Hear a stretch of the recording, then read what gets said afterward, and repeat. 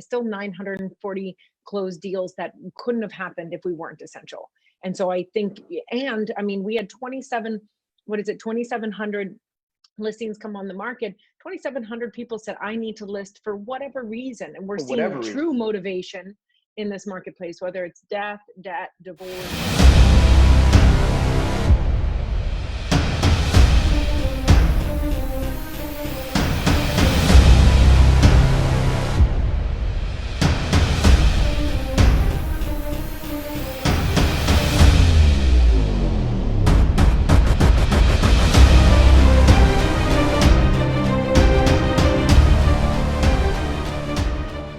So I've got like some good questions. I've got some tough questions. I've got some easy questions, but I want to introduce everyone to Christina Pappas with Kaiser Real Estate. She is the Vice President of Florida Realtors. And I just heard that I had the honor of being the first person to ever make her go Facebook Live, which is awesome. You were also a guest at the Real Talk conference, which I'm very thankful for still. And it was a great conversation we actually had on stage. And I think a lot of people, you know, you come with a wealth of knowledge, and a lot of people really walk away with solid information that they can use in their businesses or start thinking about. And I think that that's kind of the direction I want our conversation to go, because, you know, there's so many people talking about what you can do right now to just generate business, right? But very few people are talking about what's coming, right? And how as realtors we're being protected in a sense. I mean, I know and the contractors, but again, we're all in this together, right? So how we're being protected by not only our local associations, but our state associations, and then national, of course, which I know you have a good line on, and I kind of want to tap into that. So first and foremost, a lot of people are sitting here and they don't realize that you can be a realtor and become the vice president or president of Florida Realtors, right? So how does somebody go about doing that? So that is true. And I'm not sure I even realized you could, but our association is made up of volunteers. Our local association has, our current chairman is George Guerra, from RESF. Our current president actually lived with from residential is my husband. And so that's a pretty cool thing. But so I started actually in our local association, and I really got involved with YPN. I went to my father and I said, I need connection. And I think realtors right now, side note, I think we're struggling more so because we're people, and we don't have that connection. And so when I got into the business, but when I got into the business, I said, I need that connection with more, maybe some younger realtors. And so I got involved with Young Professionals Network at Miami Association of Realtors. And from there, I started seeing the plethora of ways we can give back to our association. I'm a third generation realtor, you know this. And so I always thought this industry and this profession has given so much to me and my family. I need to serve and see how I can give back and make sure that the association is there for years to come. And there's lots of ways you can get involved, from either just teaching classes, from going to events, but then even further to donating towards our political advocacy fund, which helped make us essential. One of the essential businesses here in the state. We talk a lot about how other states don't have the ability for their realtors to even be working right now. And I'm big on that. I want to touch on that for a second, because I'm on an automatic withdrawal every month, and I think that a lot of people were so grateful that we could become an essential business in the state of Florida and actually have the opportunity to get back to work. They didn't realize the dollars and cents that go behind making that happen. Absolutely. When people ask, the association, what are some of the things that we believe in the association? I will tell you that advocacy, especially as a brokerage, David, you run a great brokerage. You have a lot of tools at your fingertips and things like that. One thing that we do better together really is being, the voice for real estate, which is what Florida Realtors is in the state of Florida. And that is advocating at Tallahassee and saying, this is why real estate needs to continue even during this virus, that realtors are smart enough to figure out how to work with those guidelines.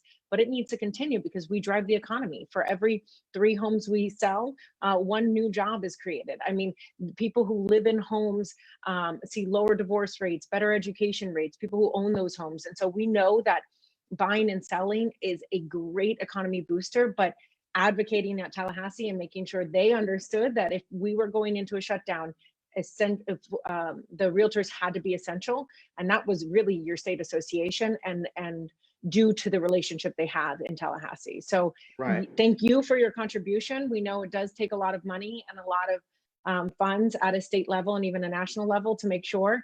But man, I can't think of a better time. I mean, there's no more perfect time to say, hey, this is really where your money was put to great work. Exactly, exactly. And I'm glad that you mentioned that, because as people are still getting back to work, I'll spit numbers for you guys. Last 7 days, we talk about from 420 to 427, which is today's the 28th. We had over 1,900, almost 2,000 active listings go up, about 580 pendings, and about 930 closed. Of course, the numbers are significantly lower than year over year of what we would have seen did we not have a COVID virus happening. But it proves that there is still a necessity out there, that people still have a need, that it's not always purchasing real estate is not always a want, right? It's not always a desire. It's not always, it's the truth. People don't think about that, right? Like, there are positives and negatives that make you move, right? And there are, we've joked about it on a couple webinars. There are people that have been stuck at home for 5 weeks with somebody they hate, right? So there's a divorce coming, and then there are people that have been stuck at home, and in 9 months they're about to need an extra bedroom, So there's all kinds of, there's positives, there's negatives, there's things that happen. Unfortunately, there's a lot of people dying. Some of those deaths may be the breadwinners of homes. Some families may be left in probate or situations where they have to sell. There's so many things happening in the world today. And I've seen some folks get out there, some realtors get out there and say, I can't believe you folks, what are you doing? Stop selling real estate. You're going to get people sick. And, I understand where they're coming from. But at the same time, it's not always somebody that's just sitting in their living room saying, honey, I think we can buy now. That's not always the case. In some cases, it's a necessity. I've got a family right now that needs to sell their house. They're sleeping on an air mattress right now, right? They already got rid of all their furniture. Deal fell apart because of COVID, et cetera, et cetera. They've got another property on the hook. There's a lot of domino pieces involved in this. And the guys, it's a husband, wife, and 2 kids on air mattresses. What do you tell those folks, right? Sorry. No, and it's true. It's true. We provide shelter for people, and I think that sometimes we forget that. And one of the, it's a basic human need, is a necessity, is shelter. And I think that and to show the numbers and everything, 940 closed sales is still 940 closed deals that couldn't have happened if we weren't essential. And so I think, and I mean, we had 2,700 listings come on the market. 2,700 people said, I need to list for whatever reason. And we're seeing true motivation in this marketplace, whether it's death, divorce. And you and I are both in similar markets, right? We're in the South Florida market. I think some people forget how many people live in our market. We're not a small town, although sometimes it feels like a small town because everybody seems to know everybody, but we're not that kind of small town. We're not, I always say we're not backwoods, Tennessee or Texas or something where everybody's sitting on 15,000 acres and your next neighbor's 10 minutes away. We're not that. My next, a lot of neighbors here in Florida pass the sugar through your window to their window. Yes. And it's just, we're very congested city, and we, and that brings up all kinds of other topics. But the point is that out of the thousands and thousands and thousands and thousands of people that live here, somebody's going to have to eat, right? And again, like I mentioned, yes, the numbers are significantly lower because I've been battled on that too. Okay, so what are the numbers year over year?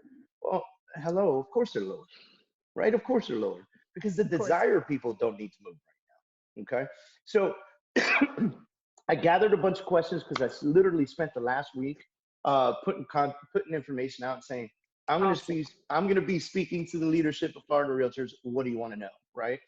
So I'm going to go through some stuff. Florida Realtors has been providing considerable amount of information regarding SBA loans and obtaining stimulus money from the government, specifically how it pertains to realtors. I'd like to hear a little more about that, especially how many agents have successfully received federal monies, just out of curiosity. So, That, yeah. it's a great question. And being from my company as well, it's kind of been my soapbox here in answering of all the questions. And so it is a big concern. So there's 3 different ways you can get funds, and Florida Realtors has put that out. If you go to floridarealtors.org/coronavirus, there's a lot of information from unemployment to just daily updates about what's happening in the state of Florida, not just regarding all the different ways you can get funds. So there's 3 different ways an independent contractor can get funds. Never before has an independent contractor been able to apply for unemployment via any state, right? State unemployment has always been for employees. In the CARES Act, it was passed called Pandemic Unemployment Assistance, PUA. And basically Congress said, okay, you're allowed to get this. And every state said, oh crap, how do we do that? So right. it's been a bit of a shuffle, but it's nice that it's an incredible, I think it's a historical moment that Congress saw the need to protect our independent contractors and saw the need and how much our independent contractors give towards our economy. Not just realtors, but you think about our gig economy workers these days. You have your Uber drivers, your Lyft drivers. I mean, so many people are independent contractors these days. Congress saw the need to protect them and take care of them. Right. States are catching up. And what that means is there's only 17 states right now that have been able to successfully give out PUA funds. Our state is not one of those states just yet. Florida Realtors, I think today is Margie Grant's birthday. She's the CEO of Florida Realtors. So she is employed by us, and it's her birthday. And she said all she wanted for her birthday was the PUA button on the Florida unemployment site. So I'm hoping she gets her birthday wish. What we're asking our independent contractors to do right now is to go ahead and apply for that unemployment. You will get denied because based on the current structure in Florida, like I said, we've never been able to have it. After that, and we're hoping this week, maybe on Margie's birthday, there will be a PUA option on the Florida's unemployment website in which they would go in and apply there. But Florida has stated that you do need to receive your denial letter first in order to apply for the PUA. So okay, so really great tip for everybody watching right now. Yep. Apply now, right? Like, yes. Get on the computer and apply now and get denied. You're going to get denied. We already know, Christina said it, you're going to get denied. Yes. But also very important to note that, because some people are thinking, why do that? Why not just wait till the button's on there and I'll just go ahead and do it? The state is specifically saying that you should be going on there and that you must get denied in order for it to process quicker later on. So, this is point is to get in the line and not just stay in the car and wait till the line slows down, right? Because guess what, ladies and gentlemen, money does run out, right? Money does run out. And you want to hear some, and this is some scary numbers a little bit. Now the application did get updated so that there is a portion that allows you to say that you are an independent contractor, but you are going to get denied. So don't overthink the application. People are going, what day was I hired? And I have to look up this. It doesn't matter. You're going to get denied. So just put in as accurate information as possible and submit. But Florida has had over 1.7 million unemployment claims since March 15th. Okay. Out of those 1.7 million, less than 157,000 have been paid. So it is, needless to say, so overwhelmed. It's I think it was an increase, and I don't have the numbers there, they didn't provide me, but I think it was like a 250% increase week over week that they've ever seen apply for this. So they're overwhelmed. Florida Realtors, in their great relationship, is working with, it's called the Department of Economic Opportunity. This is the one that runs the unemployment benefits, and are begging on a daily basis to get this moving. The governor has directed to all state agencies to provide resources to make sure they do get claims paid. And the DEO has actually tripled the number of staff members in the last 2 weeks because of this. So ramping up, but I mean, again, it's been a process. So we're really hoping this week. I encourage you guys to check out our floridarealtors.org website.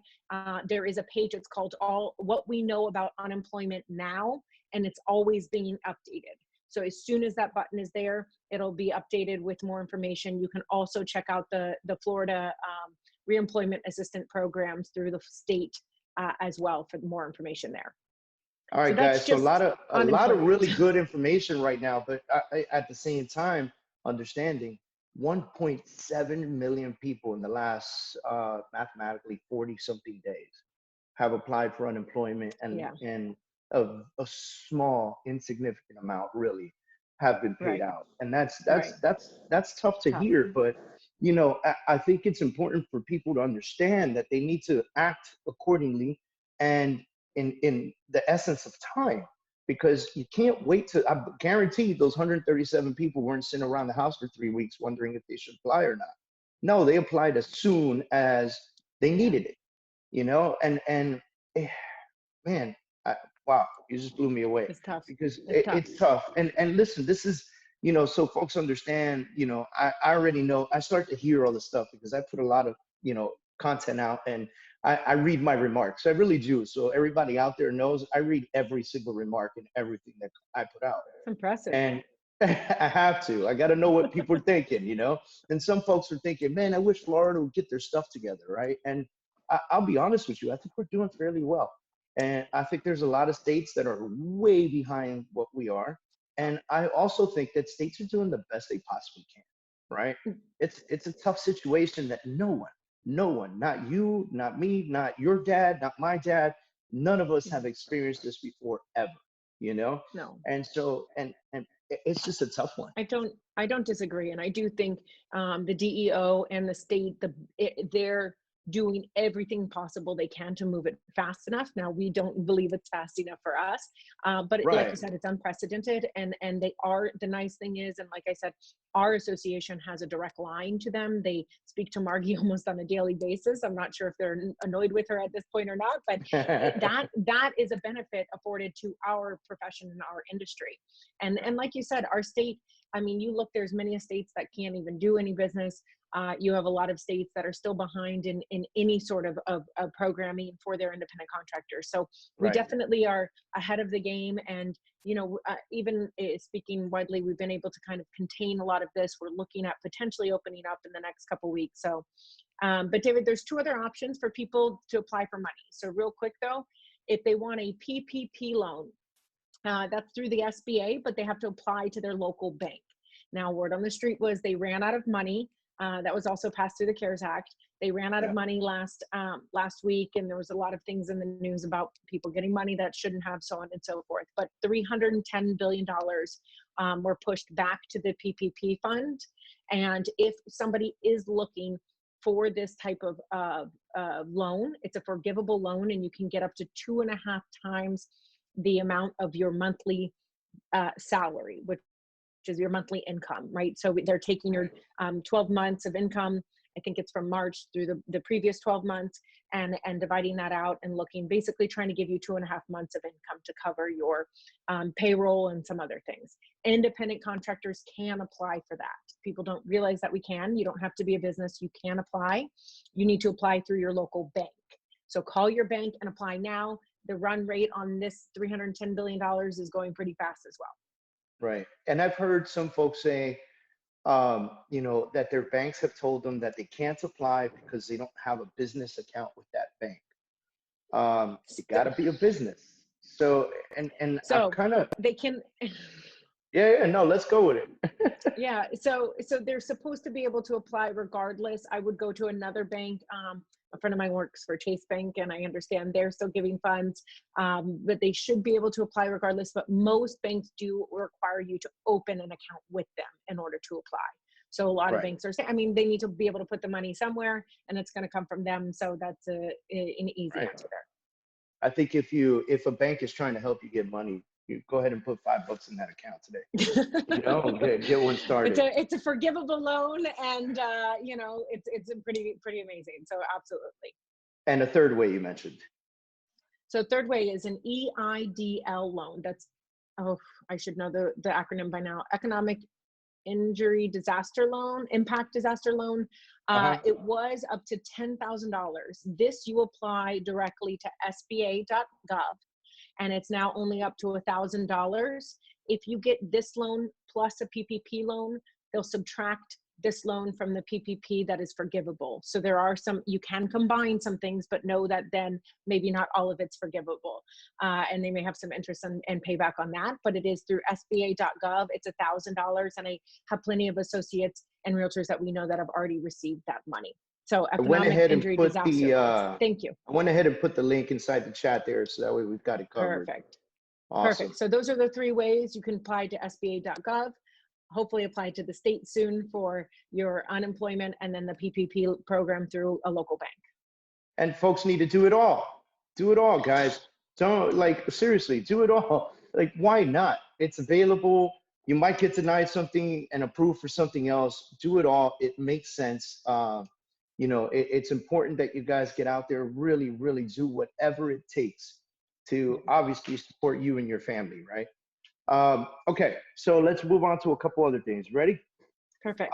Focusing on the Florida Realtors Association and their COVID-19 addendum. Let's talk about that addendum, how it came to be, and how many people are actually using it, do you think? So I should have those numbers. I don't have them, but that would be good. Oh, I do. Haha. Nice. I have my talking points. Okay. So the COVID-19 addendum came about because we have a free legal hotline to our associates. If you are a realtor in the state of Florida, you pay dues to Florida Realtors, all 195,000 of you, there is a legal hotline free to you from 9 a.m. to 4:45 p.m. 5 days a week. So go ahead and go to floridarealtors.org, plug that phone number into your phone. Some people have it on speed dial. It's a free thing. We were getting a lot of calls about force majeure and whether or not force majeure would apply in this climate. Right. The answer is we don't truly believe it applies, but until something is tested in the courts because of this situation, we don't have a true answer. So instead, we started listening to what were the real issues that were causing someone to want to implement force majeure. And we realized that majority of the issues were extension, necessary extension items, such as the HOA isn't taking applications. What do I do? I need to extend my financing period because I haven't been able to get something back. Maybe it's my lien search, maybe it's something else. So we went ahead and took our extension addendum, which is a form Florida Realtors has had for many years, and we added a coronavirus COVID-19 attachment to it. So if due to COVID-19, one of these items needs to be extended, both the buyer and seller agreed that they will. The main additional item that we added on there, and this is key if you're representing either party, is at the bottom. If you had been approved or believed, or it had been deemed that the loan approval had been obtained, so say you've passed your financing period or you've already given your loan approval, and you don't close, the escrow deposit would be forfeited back to the buyer. A regular contract, this wouldn't be the case. And the reason we added this is we've seen millions of people lose their jobs. And we know that employment verification happens, and many banks are doing it at the closing table, but at least within 24 or 48 hours of closing. So we were seeing some of that concern about, hey, I got my approval, I've lost my job, and I can't fund. And in any normal contract situation, their deposit would be forfeited.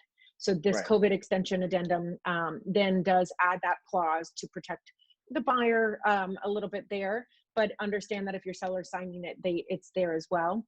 Since March 18th, since it went live, we've had it used over 7,619 times, this extension. So it is a great option. I would highly recommend, don't get into legal writing of force majeure. We are not lawyers. We don't know how to write contracts. This is an easy answer. Thanks for saying that, by the way.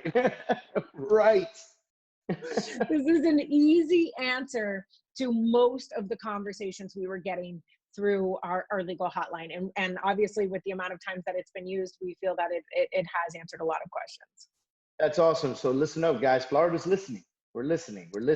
People are calling the legal hotline, which I believe is still active, isn't it? It is still active. They're working Still from home. active. It's still active. Awesome. And online now at the floridarealtors.org/coronavirus, there's actually a video of Joanna Watkins, our legal counsel, talking about the extension. There's also a force majeure white paper. So if you do have Okay. people pushing to use the force majeure and maybe disputing that a little bit, we have a white paper that we put out about why we believe we should be using the extension instead, and to give your people a little bit more talking points as well. Okay. But feel free to call that legal hotline regardless. And where can our agents find that video So the with the legal videos are counsel Florida talking about the Realtors. code? Yep. floridarealtors.org/coronavirus. At the bottom, there's like 4 or 5 tabs, and one of them is transactions. So click Okay. that. The video is there. The white paper is there as well. So give me 1 second. I'm going to put this No up here. worries. Yeah, I will. Let me see if I can pull it, and I'll put it into our chat for you, so that everyone can get to it. It's called transactions and form. Here we go. There's actually quite a bit, but I will go ahead. I have it here, and I'll get it into the chat for you. All right. Thank you. You're welcome. So it should work. That link should work, but you can always revert back just to floridarealtors.org/coronavirus, and everything is linked there. Okay. And I am going to take that and I'm going to push it out to Facebook for the folks watching us on Facebook, so that you guys also have that link. My advice to everyone out there, and I'm going to do it as well, sit there and watch that video. Sit there and watch that video. I think it's important that everybody sits down, watches a video that specifically discusses a form that has been used over 7,000 times in the last 6 weeks, right? Our friend Stanley Rosen says, do you know if you can apply for the unemployment even if you have money coming in? Yes, you can. So basically, all the unemployment is stating is that I have been affected. So most realtors have been affected because the money coming in is not the same as it was before, right? We just talked about how we're down 50%. And I would say the majority of realtors are going to be down that if they aren't already. And that's the unfortunate part, but it's why we've allowed independent contractors. So I do believe you can check out the website though. It'll go a little bit more into detail, but yes, I do believe you can receive monies. It's about being impacted by it. Doesn't mean you've had zero income. Okay. Bank says, Brandley Hernandez, bank says, you don't have a business account with them, you can't be eligible. Any advice on this? Yes, we answered this before, Brandley. If you don't have a bank account with them, open one. It takes $5, open the bank account and go ahead and apply. I think it's that's an easy answer, easy solution. People don't realize. Also for folks out there, just a little business tip, if I can. I'm no accountant, but let's just say this comes from experience, and I've been doing this a long time. It's my 15th year in real estate. Go get your PA, dude. All right, like be a business. We always talk about this. You're not an employee. You're an independent contractor. Therefore, you got to treat your business like a business, and that begins with the way you file your taxes. So go get your CEO. PA. Easy to do. You're a Yeah. CEO of your business, right? Yep. And, so if you're Brandley it's Hernandez, PA, and you have a corporation in Sunbiz, go ahead and set that up. George is listening. George, if you can go ahead and put the Sunbiz information in there, I appreciate it too. So that way folks know where to apply to become a corporation. So, and it looks like someone else, David had commented, Oscar Risek, who sits on our local association board, is talking about the COVID-19 in-person access acknowledgement form. So we did create another form, Florida Realtors did, and this was another answer. Nice. People were asking for a hold harmless. Can I allow people in the property? What happens? What happens? What happens? And so we decided to create, it's called in-person access acknowledgement form. And again, all of these are on Form Simplicity. So if you go into your Form Simplicity and check it out there, we also have an FAQ on it. And it's basically a way that all parties are acknowledging that the virus is out there, but we are still going into this home. Basically, in a short, now it gets a little long and bulky because we tried to cover tenant, landlord, buyer, and seller all at once. So every time we use that, right, it gets a little long. But we wanted to make sure one form covered it all.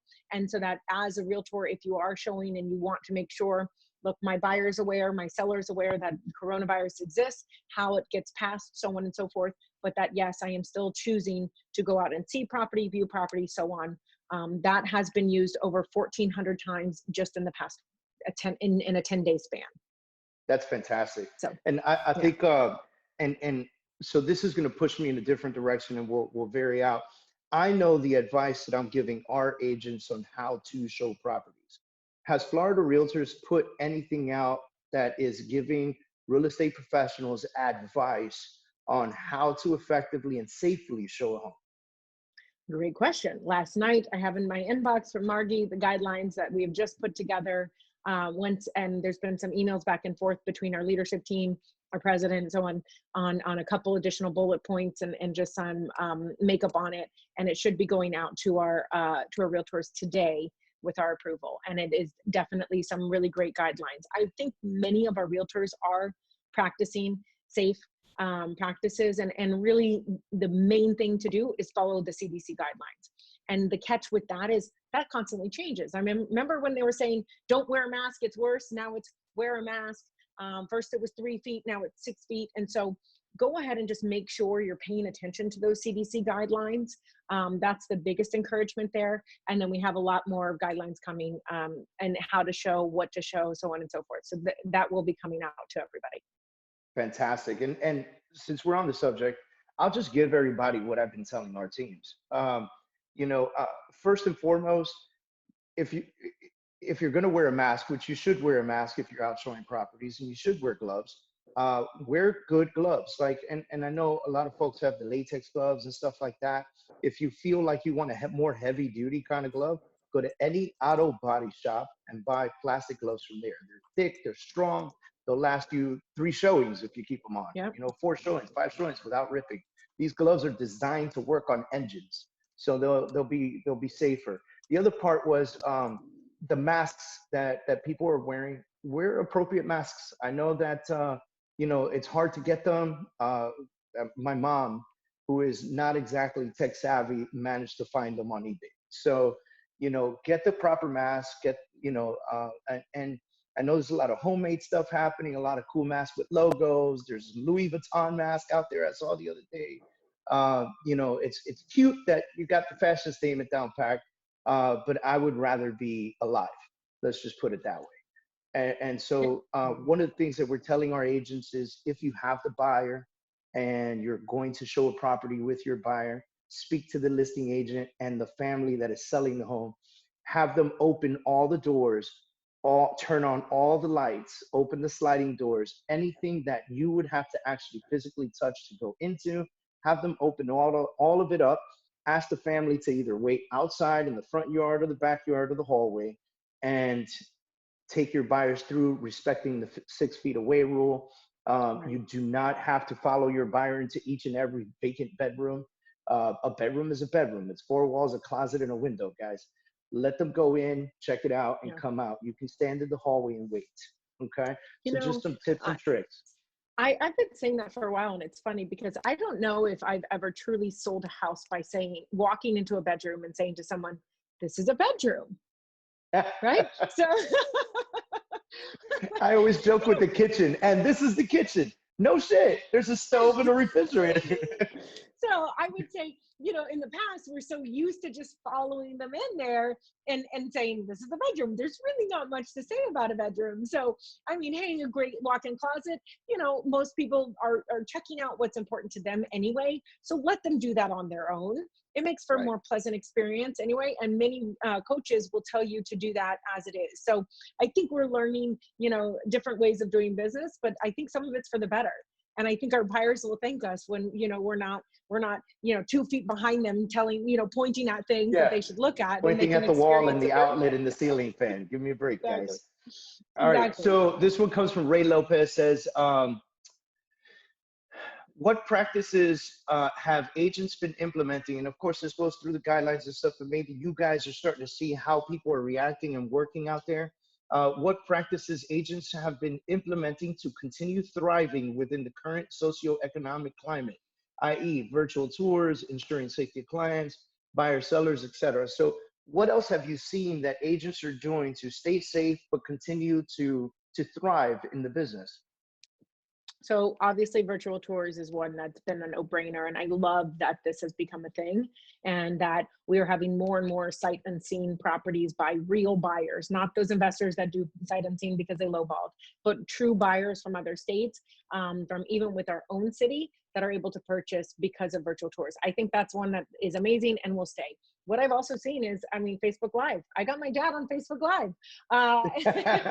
And and I think not just Facebook Live, but really trying to connect their community to their community. And what I mean by that is we are really seeing the local community come together. For instance, my friend who's a bartender is hosting live cocktail making classes for realtors who want to do that for their customers. Right. And so finding unique ways to engage my customers, to engage my database, I think has been the coolest thing. You know, when any crisis comes, creativity also comes.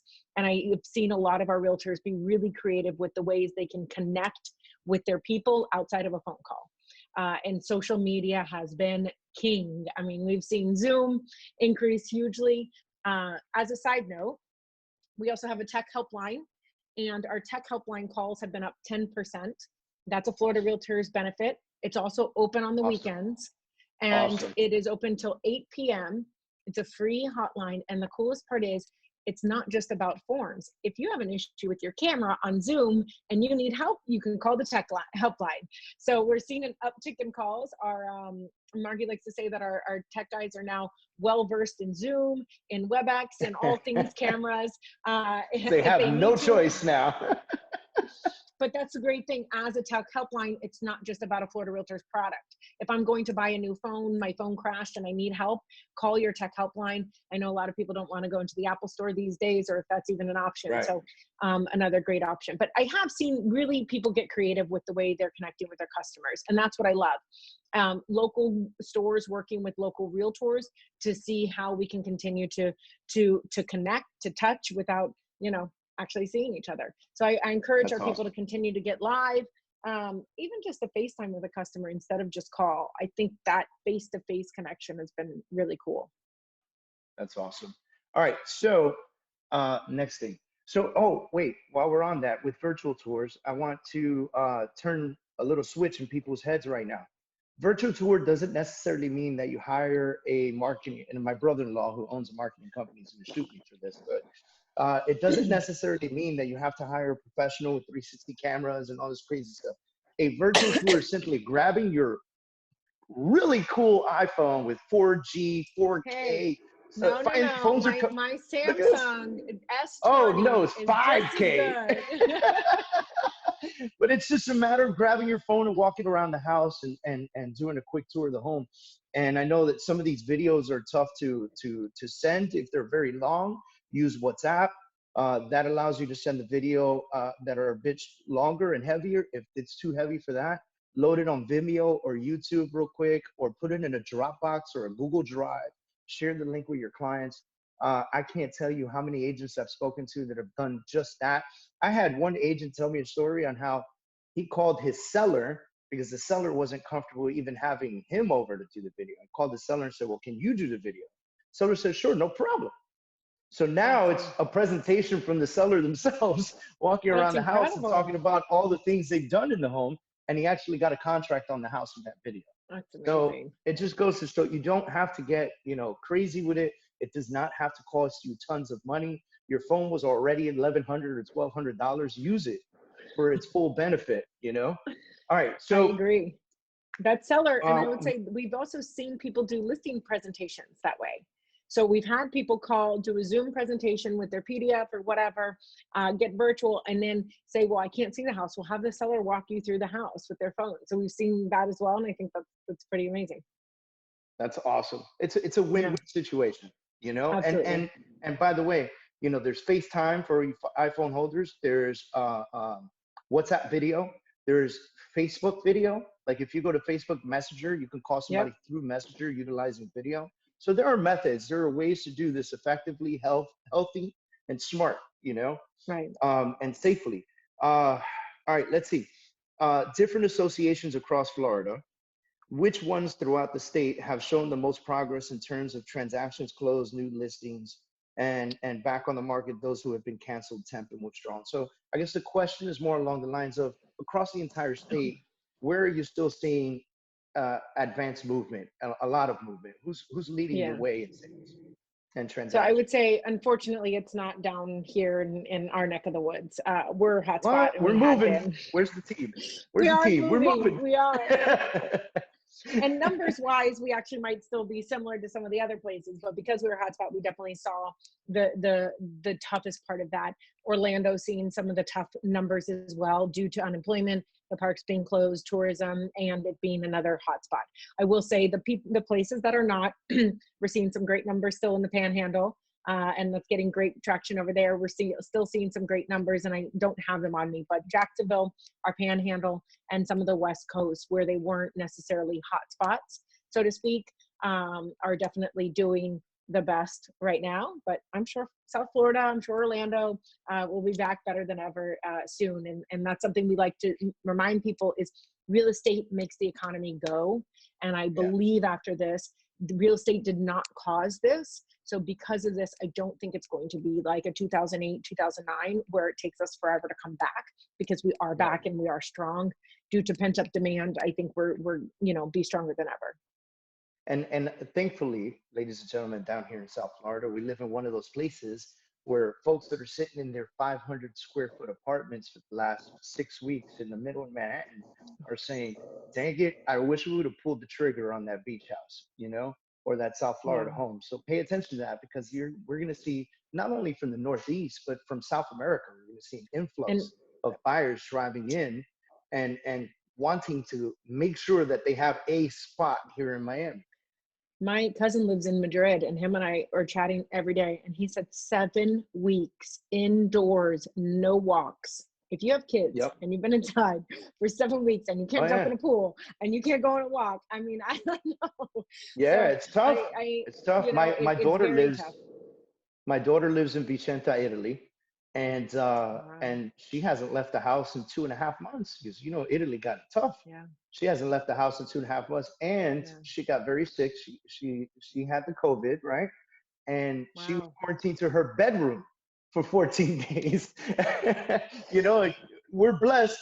She's young. She survived. She fought it. She did fine. But amazing.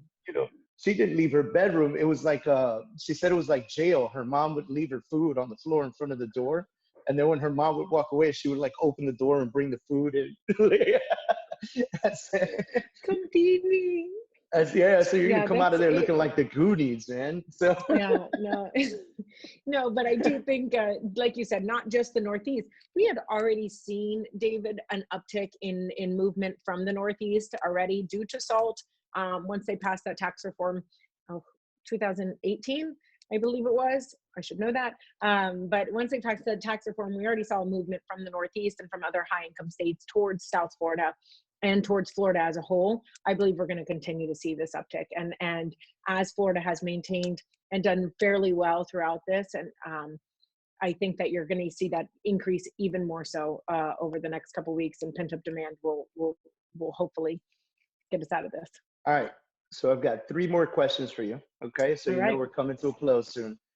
Stanley Rosen asked a question, but I'm going to hold that one off to the end, because it is actually something I would like to ask. How are we dealing with low-income housing, fair housing violations, Section 8, and furthermore, how are we dealing with eviction processes and things of that nature? People lose their jobs, they can no longer pay their rent. Chances are they'll have a job in about 30 days, right? We don't know. And now, evictions are coming into play, but there's talk that evictions can't happen. Like, what's happening in the state of Florida? Because I know what the president has said for the country. Right. What has the state done, and what has Florida Realtors done to take care of what's going on? So that's a loaded question. So since we have two more coming, I'm going to try to go.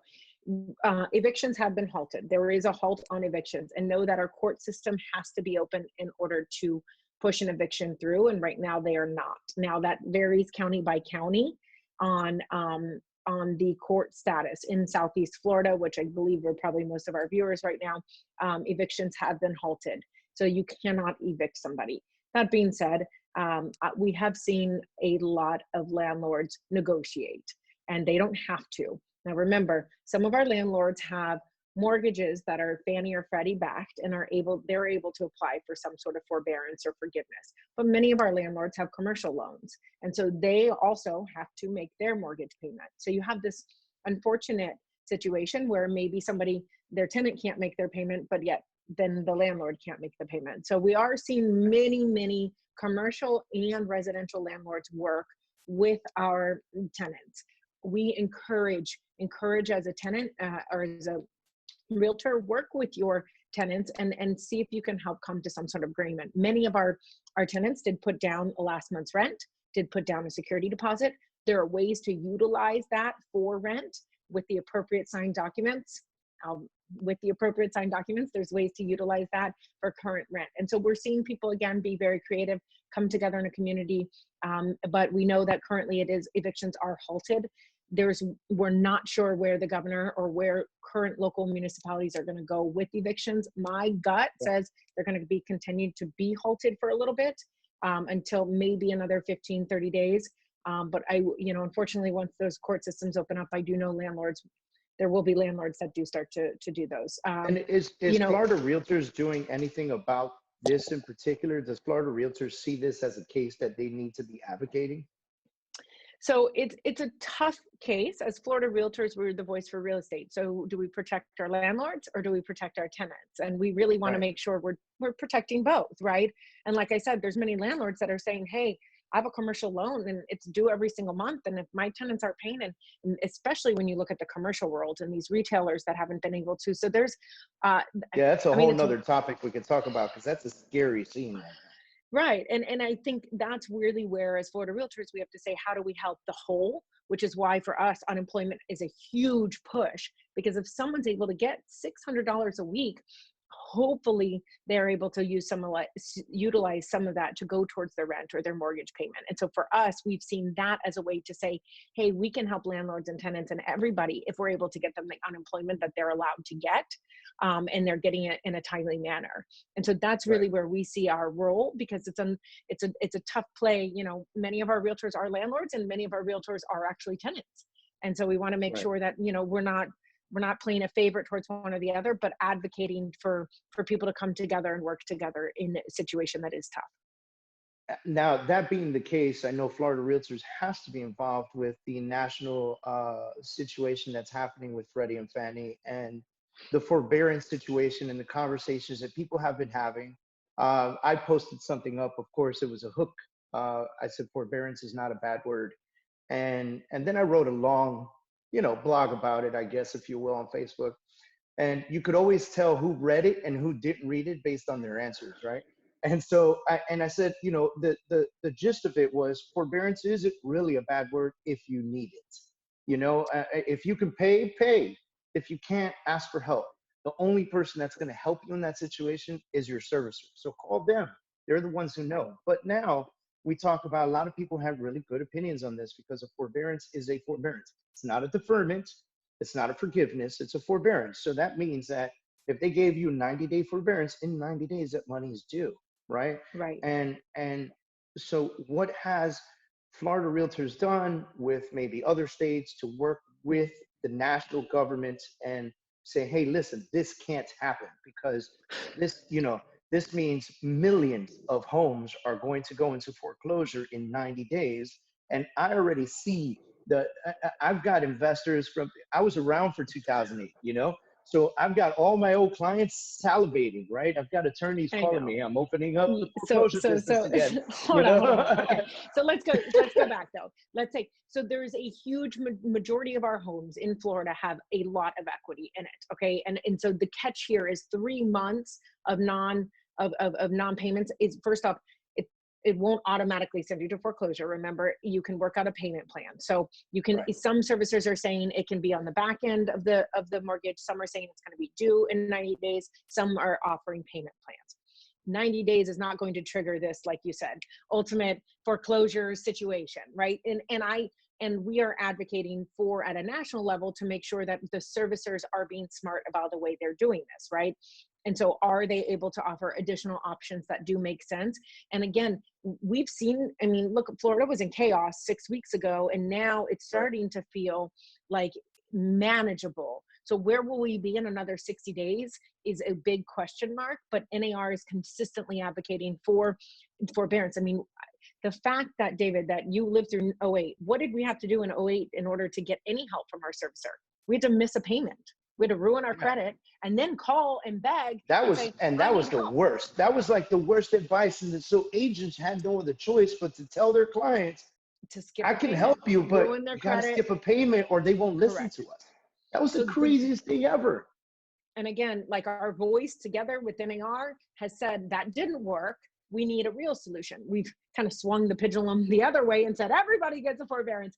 But that being said, it is an incredible opportunity that I don't have to ruin my credit. I can call, I can get the help I need, but make sure you do have a plan in place for getting it back, right? Because unfortunately, nothing is free, but they are looking for ways to help. So we are advocating continually for that. But remember that there's a lot of people, it's not like '08 because people have not been using their homes as ATMs. And majority of people have a good amount of equity in their home that even 3 months won't trigger foreclosure. Is Florida Realtors, or do we have, I lied, I'm going way more than 3 questions. Does Florida Realtors kind of have like a task force right now, like a COVID-19 task force, like that's kind of focusing on these things? Because one of the things I wanted to kind of touch on was how are we predicting the future? Because, you know, I know we don't have a crystal ball, but we can work on history and see, you know, we can use numbers to kind of understand what we should be expecting over the next 90 days in real estate. And so is there a team in place that's looking at this to better advocate our agents or better advise our agents? So for better or worse, we have your leadership team, which exists of Barry, our president-elect, myself, vice president. We have a treasurer and a secretary. We're located from all over the state. So I'm in Southeast Florida, our president from Sarasota, our president-elect over in Citrus County, which is West Coast. Gainesville is our secretary, and Orlando is our treasurer. So we kind of make up a really great portion of the state. We have at least an hour meeting 2 times a week with that. We also have an hour meeting every single week with our presidents and district vice presidents all over the state. So we make up of 54 different counties. So 54 local association presidents. Miami Association has 6 local presidents. They're all on those calls. And so that, in a sense, is kind of our task force and what we're hearing in order to make sure we're hearing from them. Every other week, we have a broker engagement call where we invite 500 brokers from around the state for their information, to push information to and from each other. So we also are engaging everybody that way. And then lastly, Dr. Brad O'Connor is our local economist. sunstats.floridarealtors.org is where you can find the most recent stats. sunstats.floridarealtors.org. We every single meeting the Florida Realtors leadership team has every Monday and Thursday, we are getting updated on statistics about what's occurring in our area, and then looking forward and how we can help. One of the things that came out of, we'll call it our task force, which is our leadership team, our brokers, our presidents, is we did launch a broker assistance hotline. Now, this is for either the designated realtor or a broker to be able to call and get that help for PPP, for any sort of unemployment or information, financial information. Now, it is currently open just for our brokers and our designated realtors, but the hope is that if they get the information, they can trickle it down to their realtors, as we've been doing, as you do in your company. And so we did open that up. We spent some money that we had saved from not having me travel and not having we're not going to legislative days. So we've saved some money on some travel, and we put that towards that. So it's a really long answer to yes. No, there's not a formal, but I'll tell you, it's a constant conversation. I think Barry's on the conversation with Margie almost every 30 minutes, as we are constantly monitoring anything. Like we said, the legal hotline, we look at those questions that come in, as well as the conversations with our brokers and our presidents. Awesome. And I put that site in the chat box as well as Facebook, so you guys can utilize this. I think it's crazy how fantastic this information is, by the way. I'm extremely grateful for doing this with me. Of course. All right, so last two questions. One of them Okay. very important to a lot of agents. I swear to you, the very first thing that came out of like 100 agents' mouths when I said, "What do I ask?" is fees. And so Oh, a great lot of question. agents are very, very, very concerned. And we know the local association charges us, and then they distribute some fees to Florida and some fees to NAR.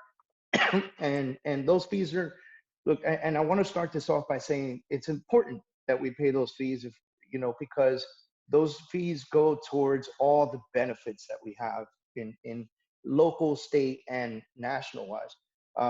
Everything we've talked about, from the legal hotline to the tech hotline to just logging into your MLS. All those things matter. But a lot of agents are very, very concerned because they feel like if they're having trouble to pay their rent now, they're definitely going to have trouble paying their fees as they come up. So Have you that is guys discussed that, or? so that's a great question. And my answer is your dues vary when they're due based on your association. So a large association here will start billing shortly. I don't have an indication from them as to what they are going to do. But if you're a Miami member, you can go to miamirealtors.com/membership/dues. You'll see that Florida Realtors and National Association of Realtors, your dues are $330. Florida Realtors is only 100. Oh my God, I should know that number. It's just shy of $160. So while it is something we're really looking at, as of right now, no decision has been made. Technically, the Florida Realtors dues and your NAR dues are due in January. We run on a calendar year. Some of our associations run on a fiscal year, which is why it may be top of mind for some of our members, because if they are in the Miami Association, it's come up that it would be due shortly, and they run July 1 to June 30th. So I know that Miami offers a fabulous credit. It is a necessary evil, right? It is really something. Right. If you pay anything to your business this year, it's your dues. We were able to stay essential. Your form simplicity, we also offered free. We had a couple promotions so many running. things. There's Remind, there's Form Simplicity, there's the MLS. Like, look, if you use no other program, the MLS you're definitely using, your very MLS and simple your stuff. forms, right? I mean, I think the two things you use on a daily basis are your forms and your MLS. The tech hotline, the legal hotline, we employ lawyers to do those things.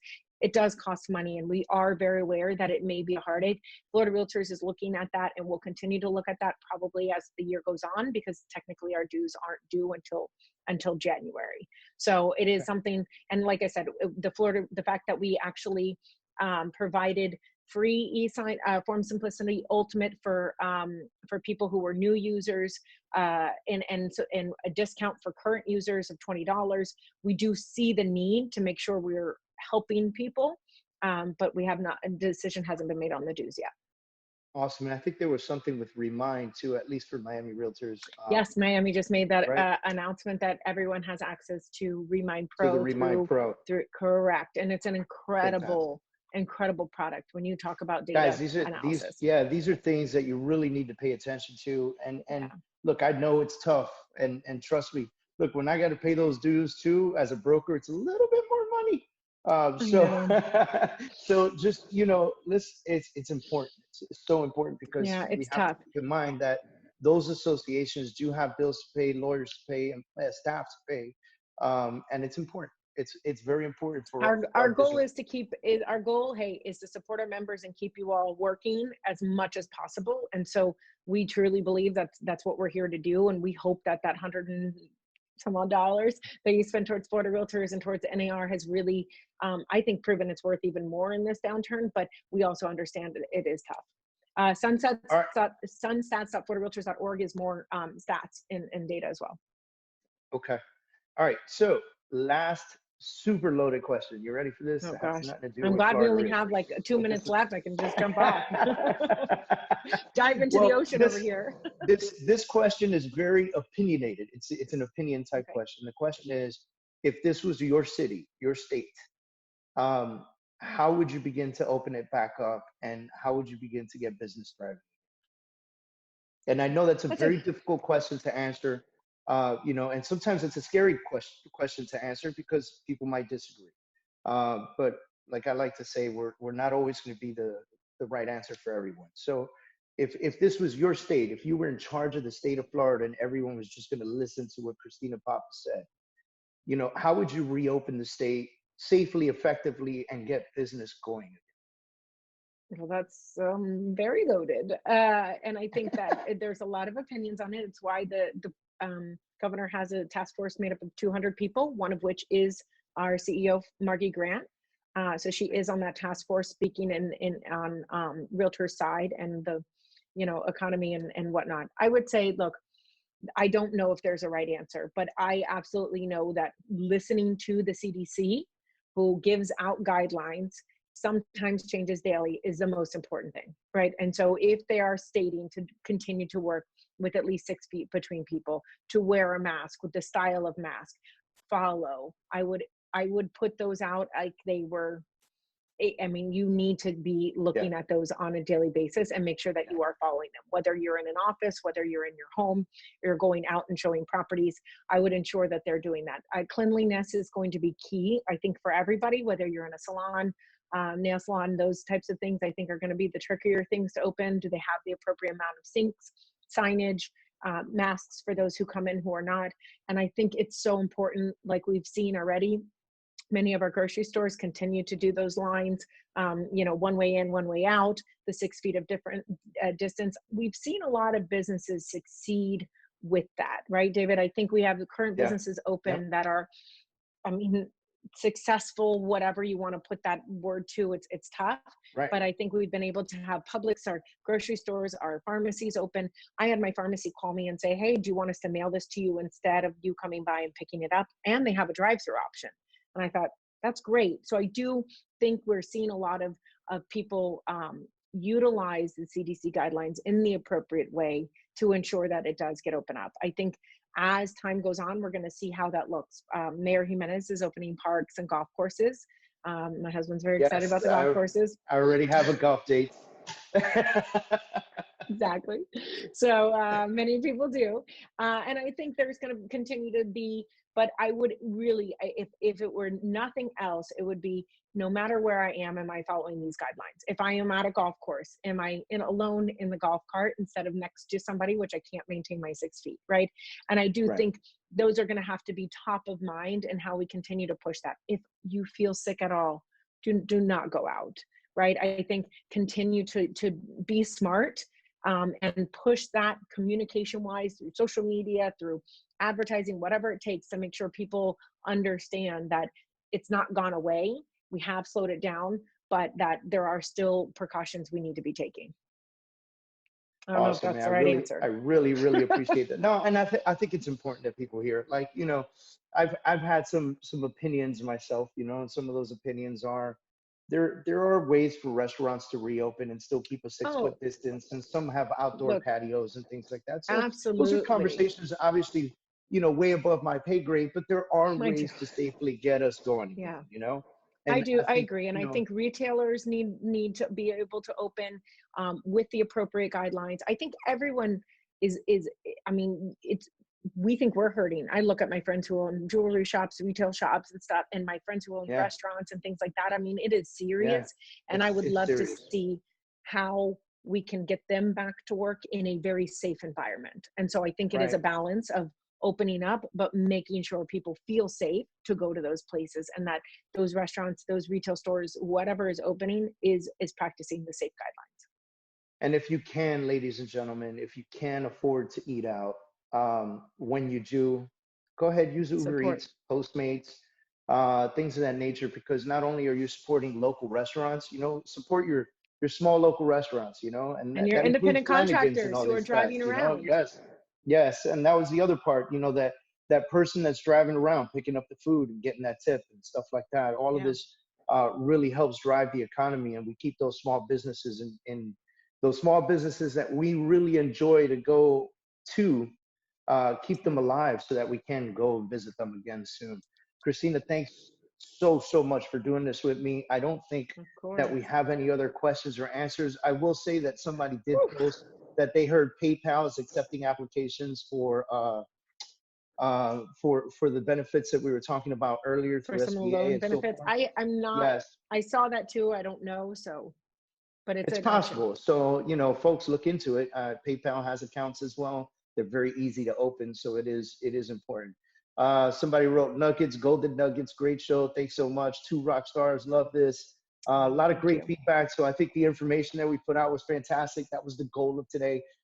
So Christina, man, I really, really appreciate you. Vice President Of of Florida course. Realtors and Kaiser Real Estate. Thank you. Man, really appreciate this so much. Thank you. No, thank you, David. And what you do for our industry is incredible, and bringing us on and getting the word out to people. That's all we can do. So keep spreading that great word, all of the great Thank you. resources we have for everybody.